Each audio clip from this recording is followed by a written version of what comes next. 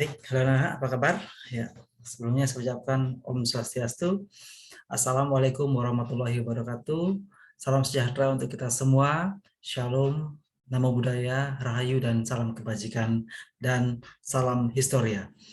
Bertemu lagi dengan saya, Pak Adi, dalam mata pelajaran sejarah peminatan. Jadi untuk program peminatan ilmu sosial, ya. Jadi dalam kesempatan ini mengawali penjelasan dari apa yang sudah saya share sebelumnya tentang e-modul, ya, e-modul yang kedua yaitu tentang bagaimana perkembangan kehidupan masyarakat masa praaksara. Di khususnya nanti kita akan melihat bagaimana perkembangan masyarakat praaksara di Indonesia. Anak-anak semuanya, jadi untuk mengawali kita perlu melihat adanya segmentasi atau pembabakan atau periodisasi dalam kita melihat bagaimana manusia praaksara itu eksis di alam ini, ya. Jadi manusia praaksara, jika kita melihat bagaimana corak kehidupannya, kita melihat ada 3 fase, atau sering juga ada yang bilang 4 fase, ya, dalam proses kehidupannya atau perkembangan kehidupannya. Yang pertama adalah masa berburu dan mengumpulkan makanan. Jadi masa berburu dan mengumpulkan makanan ini juga kadang-kadang ada buku atau sumber-sumber belajar itu menyebutkan ada 2. Ada masa berburu dan mengumpulkan makanan tingkat sederhana, ada juga masa berburu dan mengumpulkan makanan tingkat lanjut. Ya, tapi ini ada di fase yang hampir sama, yaitu masa berburu dan mengumpulkan makanan. Kemudian yang kedua, ada masa bercocok tanam dan beternak, ya, atau sering juga ya ada yang mengatakan hanya masa bercocok tanam saja. Nah, dari fase pertama ke kedua ini, ada yang mengatakan terjadinya suatu revolusi kebudayaan. Barangkali nanti silakan diperdalam lagi apa yang dimaksud dengan revolusi kebudayaan. Ya, jadi di dalamnya nanti akan ada banyak sekali transformasi kehidupan masyarakat praaksara dari yang belum mengenal corak-corak kebudayaan menjadi sudah mengenal dan mengembangkan hal-hal, ya, kemudian teknologi dan lain sebagainya yang merupakan unsur-unsur kebudayaan. Dan yang terakhir ada yang namanya masa perundagian. Nanti kita akan melihat nanti masing-masing bagaimana perkembangan dari tahap ke tahap kehidupan masyarakat praaksara. Kita mulai dari yang pertama dulu. Ya, ini masa berburu dan mengumpulkan makanan. Jadi pada fase ini, ya, manusia berburu dan mengumpulkan makanan itu merupakan tahap yang paling awal dari perkembangan hidup manusia. Pada masa ini manusia menghabiskan hampir 90% bahkan lebih waktu hidupnya dengan berburu dan mengumpulkan makanan. Jadi tidak ada yang namanya proses memproduksi atau menciptakan makanan atau mengolah makanan yang dilakukan oleh manusia saat itu. Ya, jadi murni ini mereka hidupnya di hutan atau di tempat-tempat yang menyediakan makanan. Jadi alam yang menyediakan untuk manusia dan manusia tinggal mengambilnya saja. Ini konsep dari masa berburu dan mengumpulkan makanan yang paling sederhana. Kemudian manusia purba hidup secara berkelompok dalam tahap ini, ya, meskipun kelompok-kelompok yang terbentuk ini merupakan kelompok kecil. Jadi jumlahnya sekitar 10 sampai 15 orang. Tetapi hampir semua anggota kelompoknya di sini memiliki fungsi yang sama. Jadi semuanya berfungsi untuk mencari makanan, berburu. Tidak ada pembagian tugas yang cukup jelas di sini. Ya, berbeda nanti ketika fase selanjutnya. Kemudian yang selanjutnya mereka hidup secara berpindah-pindah atau yang sering kita kenal dengan sebutan atau istilah nomaden. Ya, berpindah-pindah. Kenapa mereka berpindah?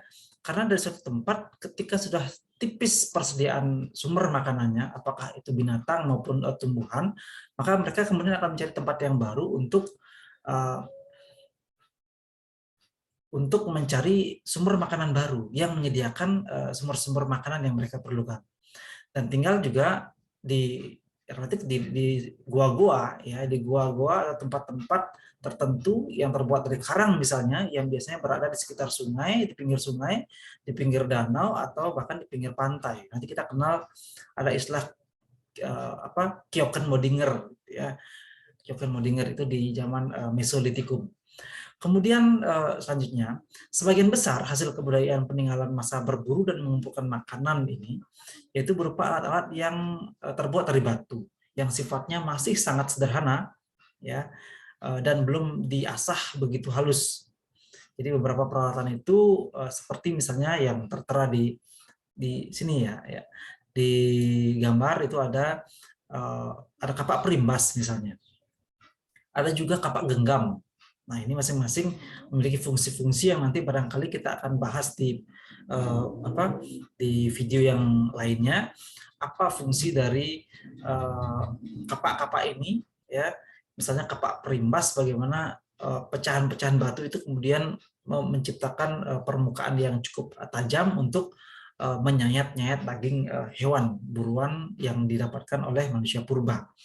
Ada juga kapak genggam, ada kapak pengetak, dan alat-alat serpih atau disebut dengan flags, ya. Ini untuk masa berburu dan mengumpulkan makanan. Jadi ada dua fase sebenarnya kalau kita lebih detail melihatnya. Ada fase sederhana dan fase lanjutan. Jadi ini hanya dilihat dari bagaimana kompleksitas dari alat-alat atau teknologi yang diciptakan, misalnya dari batu yang sederhana itu lebih kasar, belum diasah secara halus. Kemudian di fase lanjutnya itu mungkin lebih halus, dan mereka juga sudah menemukan pola-pola tertentu yang membuat kehidupan mereka sedikit lebih maju dibandingkan dengan fase yang sederhana. Tetapi mereka tetap pada masa berburu dan mengumpulkan makanan. Tapi bedanya hanya di fase lanjutan itu adalah mereka tidak hanya berburu dan mengumpulkan makanan, tapi juga ada yang disebut dengan masa berburu dan meramu. Nah, meramu di sini artinya bagaimana mereka meracik dari suatu bahan makanan dengan bahan makanan lainnya atau berupa bumbu-bumbuan yang kemudian mereka jadikan satu, ya, mereka racik, mereka ramu sehingga menghasilkan makanan yang lebih enak dari sekedar tumbuhan mentah atau daging yang mentah. Nanti di sini barangkali kita akan kolaborasikan di dalam video yang lain, saya akan jelaskan bagaimana mereka menemukan api misalnya. Ya, kenapa ketika makanan atau hewan yang dagingnya kemudian dibakar itu lebih enak dibandingkan dengan yang mentah misalnya. Jadi ini adalah bagaimana proses penemuan api dari peradaban manusia. Ya, itu yang pertama, fase yang pertama. Kemudian fase yang kedua, masa bercocok tanam dan beternak, atau sering yang juga dikatakan masa bercocok tanam saja. Jadi pada masa bercocok tanam ini manusia sudah menetap. Ya, kenapa mereka menetap? Sebentar saya akan jelaskan. Menetapnya di suatu wilayah. Manusia memenuhi kebutuhan dan hasil bercocok tanam. Dari hasil bercocok tanam, kemudian pola kehidupan bercocok tanam ini menunjukkan manusia pada masa ini sudah dapat menguasai lingkungan alamnya. Ya, jadi mereka bercocok tanam, otomatis mereka tidak boleh berpindah-pindah terlalu jauh. Jadi mereka juga harus memiliki tempat tinggal, ya, untuk menunggui ladangnya atau sawahnya. Kemudian mereka di sana juga harus menciptakan sistem teknologi, ya, untuk mengolah tanah dan menjaga tanamannya. Kemudian mereka juga kadang-kadang punya kepercayaan bahwa ternyata air itu datangnya diatur oleh kekuatan tertentu di luar diri manusia, sehingga bisa diatur bahwa musim tertentu akan kemarau, musim tertentu akan turun hujan. Di sini mereka muncul kepercayaan, ya. Kemudian mereka juga dengan berkumpul mereka akan membuat sistem kekerabatan, jadi mereka akan membuat keluarga, ya, dan menciptakan proses dari keluarga tersebut. Jadi ada pembagian tugas. Jadi seorang ayah tugasnya ngapain, ya, seorang ibu tugasnya ngapain, anaknya ngapain, ya. Jadi ini pembagian tugasnya sudah lebih jelas dibandingkan dengan fase yang pertama tadi. Kemudian di sana juga muncul, karena adanya kekerabatan, otomatis akan muncul yang namanya bahasa, ya, bahasa. Begitu pula seni juga akan muncul sebagai salah satu bagian yang sifatnya sangat-sangat hakiki dari seorang manusia pasti memiliki karakteristik atau hal-hal yang bersifat seni yang cukup mendasar. Jadi semua pada dasarnya memiliki seni, hanya saja bagaimana pengembangannya tentu disesuaikan dengan karakteristik masyarakatnya. Ya, itu sehingga unsur-unsur inilah yang kemudian muncul pada masa bercocok tanam, sehingga sering dikatakan karena munculnya unsur-unsur ini, 7 unsur universal kebudayaan, ini sering disebut oleh Profesor Konchalaningrat, itu kemudian dikatakan bahwa peralihan dari masa berburu dan meramu, ya, atau berburu dan mengumpulkan makanan ke masa bercocok tanam ini sering disebut dengan istilah revolusi kebudayaan, karena munculnya kebudayaan-kebudayaan, unsur-unsur kebudayaan dari manusia sebelumnya ke manusia pada masa ini. Ya, itu untuk revolusi kebudayaan. Kemudian selanjutnya, diperkirakan masa ini telah muncul sistem masyarakat yang dipimpin oleh seorang kepala suku. Nah, kepala suku di sini, ini sistem kekerabatan yang muncul, ya. Bisa juga nanti sistem pengetahuan juga muncul. Bagaimana rasi bintang itu akan mempengaruhi. Berarti kalau rasi bintang tertentu, maka musimnya adalah musim kemarau. Jika rasi bintang yang lainnya, maka musim-musim hujan dan seterusnya. Ini cocok untuk menanam dan seterusnya, ya.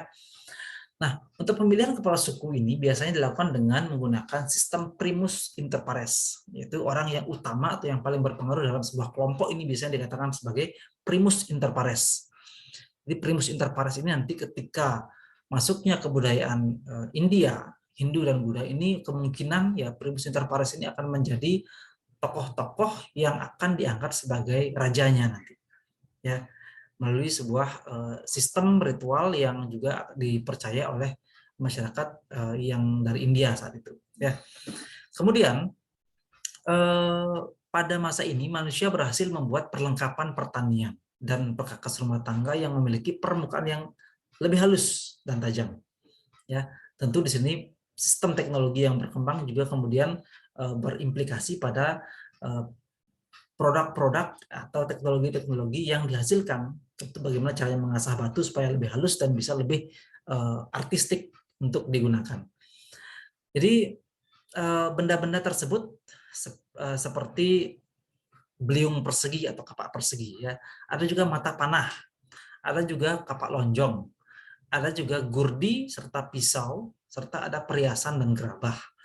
Ini juga beberapa alat-alat atau teknologi yang digunakan pada masa bercocok tanam ini. Yang paling kentara di sini sebenarnya adalah kapak lonjong, ya.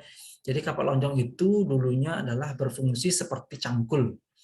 Ya, kenapa bisa disimpulkan seperti itu? Karena pada penemuan artefak-artefak dari hasil ekskavasi pada masa ini, jadi bagian-bagian dari kapak lonjong ini seperti menyisakan bekas-bekas tanah liat, ya, tanah-tanah yang kemungkinan diperkirakan oleh para arkeolog itu sebagai bekas galian, bekas alat ini digunakan untuk menggali tanah yang jika dihubungkan pada fase kehidupan maka mereka sudah bisa mengolah tanah, dalam hal ini adalah bisa bercocok tanam. Ya. Nah, kemudian manusia mulai mengenal aktivitas ekonomi perdagangan dengan sistem barter. Mungkin yang lebih awal dari sistem barter ini adalah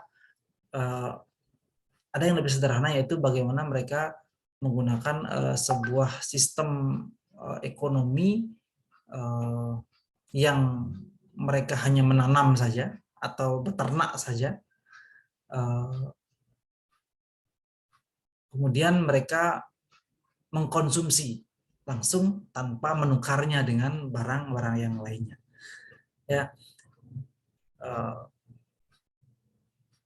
nanti yang membedakan dari sebelumnya adalah mereka punya cadangan untuk dimakan. Jadi mereka tidak hanya beternak untuk makan hari ini saja, tapi bisa untuk besok, lusa, dan seterusnya. Mereka punya cadangan. Sistem ekonomi ini disebut dengan sistem ekonomi subsistensi. Ya, subsistensi.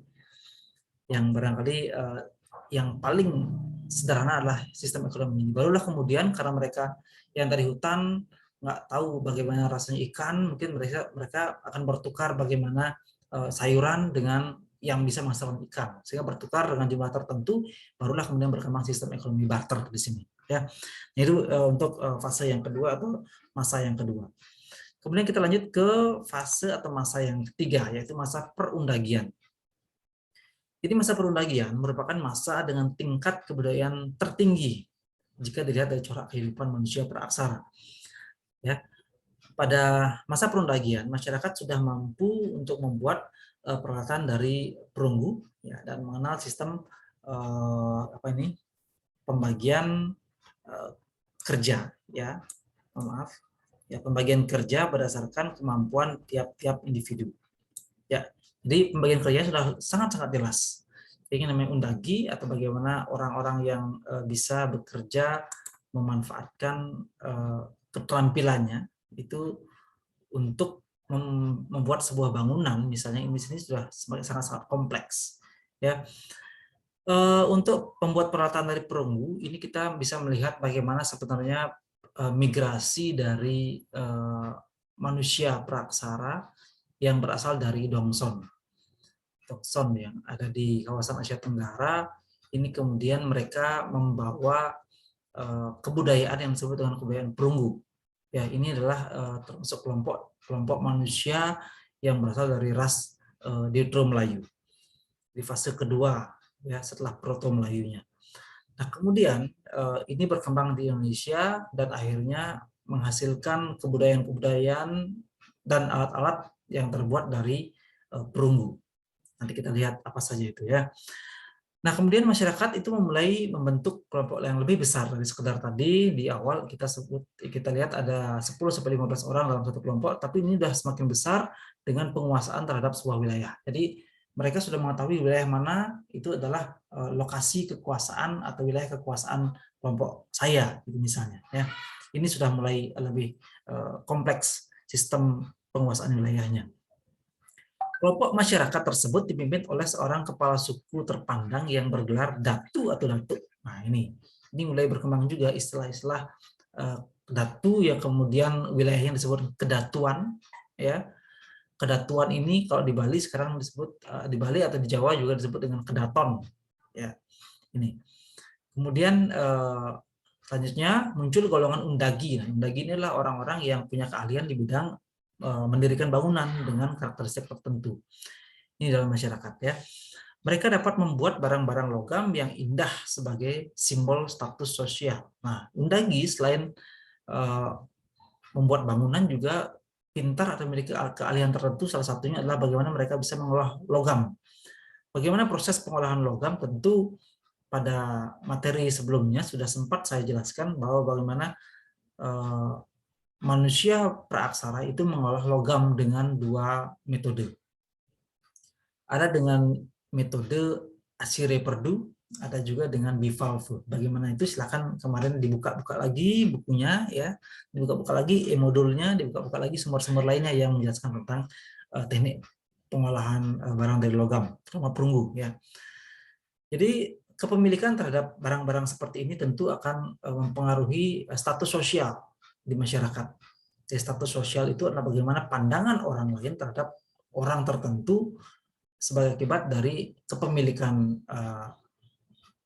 aset-aset produksi, bagaimana kedudukannya secara secara struktural atau secara vertikal, bagaimana kepandaiannya, bagaimana skillnya dan lain sebagainya, termasuk juga kepemilikan barang-barang seperti ini. Makanya nggak salah kalau sekarang itu orang itu bisa dan rela merogoh kocek yang lumayan besar untuk punya handphone misalnya, ya, bagaimana Apple yang seri terakhir, ya, iPhone seri terakhir, kemudian bagaimana juga mereka memiliki jam tangan yang terbaru, bagaimana mereka memiliki sepatu yang branded yang mahal, itu bukan apa-apa yang dikejar, bukan hal yang lain, itu mereka mengejar status sosial, ya. Kalau sekarang, tapi kalau dulu bukan sepatu, ya tentu nggak ada sepatu dulu, tapi barang-barang seperti inilah yang kemudian memperlihatkan simbol-simbol status sosial yang lebih tinggi dibandingkan dengan yang tidak punya barang-barang ini. Jadi barang-barang tersebut misalnya adalah nekara, ya, ada moko, ada kapak corong atau kapak sepatu, ya, ada bejana perunggu dan ada juga arca perunggu. Nah, misalnya tentang nekara ya, bukan neraka, ya. Nekara yang terbesar yang ditemukan di Asia Tenggara itu ditemukan di Bali, terutama khususnya di Desa Pejeng, ya, itu sekarang dikenal dengan istilah bulan Pejeng, yang kemudian sekarang disimpan sebagai salah satu barang sakral dan dari masa praaksara, masa prasejarah, yang disimpan di Pura Penataran Sasih, Desa Pejeng, Gianyar. Ya, ini kemudian menjadi salah satu objek wisata, termasuk juga objek studi yang penting dalam melihat bagaimana perkembangan manusia, khususnya yang ada di Bali, dilihat dari masa perunggu. Ya, masa perunggu. Nanti kita lihat bagaimana corak kehidupan manusia itu atau kehidupan masa praaksara itu dilihat dari teknologi yang dihasilkan. Ya, sebelahnya ada juga kepak sepatu atau kepak corak. Nah, anak semua, jadi itu dulu untuk penjelasan di video kali ini. Nanti Bapak akan lanjutkan di bagian yang lain, sehingga nanti akan ada segmentasi materi jadi per pertemuan, supaya anak-anak juga tidak terlalu banyak dalam memahami dari satu fase ke fase yang lain. Nanti selanjutnya kita akan mempelajari tentang apa saja sih yang dihasilkan oleh manusia praaksara, serta bagaimana kita melihat nanti pembabakan masa praaksara dilihat dari teknologi yang dihasilkan. Nanti misalnya ada zaman batu tua, ada zaman batu tengah, batu muda, batu besar, ya. Ada juga masa logam. Nanti kita akan lihat itu barangkali di video-video Bapak yang lainnya. Dan sekarang kita cukupkan dulu, mudah-mudahan apa yang dijelaskan bisa dipahami sedikit demi sedikit di saat kita sekarang mulai belajar secara PTM sebenarnya, tetapi kemudian harus kembali lagi secara daring. Tapi mudah-mudahan tidak menjadi sesuatu yang menyurutkan semangat kalian untuk belajar. Mari kita sama-sama belajar untuk bisa mengisi diri kita masing-masing, terutama untuk mata pelajaran sejarah, karena sejarah ini menjadi salah satu mata pelajaran yang barangkali bisa mengkaitkan bagaimana ciri khas, bagaimana karakteristik kita di masa lalu sampai kita menjadi saat ini.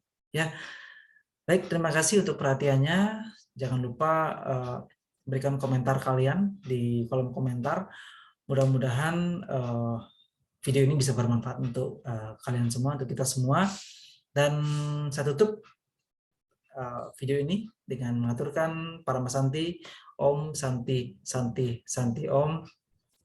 Wassalamualaikum warahmatullahi wabarakatuh. Salam sejahtera untuk kita semua. Shalom, namo buddhaya, rayu, dan salam kebajikan. Salam historia.